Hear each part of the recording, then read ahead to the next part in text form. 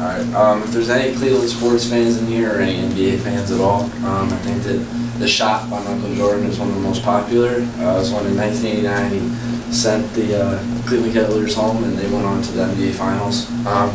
That shot really was not fundamentally correct at all, even though it's one of the most popular jump shots. I played as a shooting guard and a point guard from 7th grade until now. Today I'm going to share with you the history of the jump shot, the 4 fundamentals of the jump shot, and how you can perfect the jump shot through practice. But before I talk about the history of the jump shot, it's important that you know that when the jump shot first came around, there really were no fundamentals. In 1891, William Chase was the first person to ever make a shot in the game of basketball. It was a 25-foot one-arm sling where he kind of just overhand threw it, and the game ended after 30 minutes, 1-0. It was 9-on-9, so there wasn't really an open shot that anybody had. And then in the 20s and 30s, there was kind of the two-hand push, and then the overhead throw where people kind of just threw it towards the basket. Wasn't very effective, but towards the late 30s, people started kind of like putting a little bit more form to it, and they gave the credit in search of a first jump shot to John Cooper, and he was quoted saying, "My feet left the hard court surface, felt good, and it was very natural. I knew I had discovered something." Since then, it's kind of just become like a given that the jump shot is shot in like a certain way.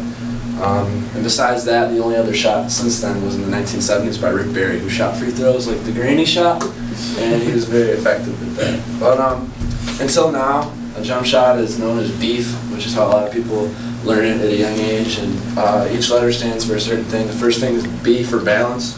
If you're a right-handed shooter, your right foot wants to be 1/3 of the way in front of your left foot, and you kind of want to bend your knees, and everything wants to be with your right foot in line with the basket, so your foot, your shoulder, your elbow, everything's all in one line with the ball. E for eyes, which is you want to have your eyes on the back of the rim because your tendency is to shoot the ball short. You don't want to watch the ball once you get the ball. You don't want to watch it. A lot of people tend to watch the shot as it goes up. You want to keep your eyes on the rim. The second E is for elbow. You want to keep your elbow in, and when your elbow is tucked in, it's most important to keep it the whole way tucked in through your follow through, because if you have your elbow out, it's more of like a push, and a push is not as accurate as like the whole motion of a shot. And F is for follow through, which is one of the most important steps, because when you follow through with the ball, it's all like in line with the basket. It's all one motion, all the way from here, all the way up, and you want to hold your release with the flick of the wrist to get the rotation until the ball hits the rim or goes in. So those are the fundamentals of a shot. Perfecting the jump shot is a lot of practice. I've been playing since 7th grade, and I still think that my jump shot can get a lot better. But when I was younger, one thing that I did was lay in my bed at night and just with one hand shot the ball up in the air and tried to get the best rotation I can. And with that, it all just helps the follow through, because that's pretty much the most important part of shooting the basketball.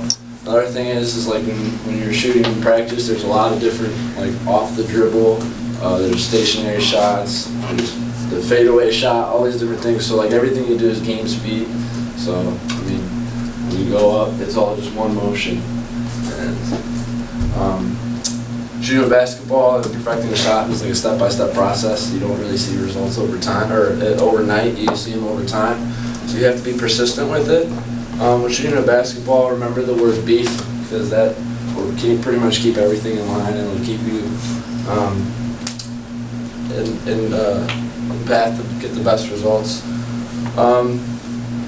Just like anything else in life, it's a skill, and it takes a lot of time. So Ray Allen is my motivation. I mean, he's the best shooter in NBA history, probably. And in an ESPN article, they wrote that Ray Allen takes 300 shots before every game. If you multiply those 300 practice shots before every game times his 1,227 games, that's 368,000 jump shots that he's taken just before games. And out of those 368,000, that's only on game day.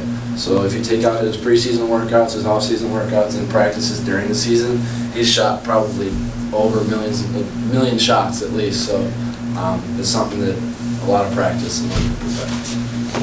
All right.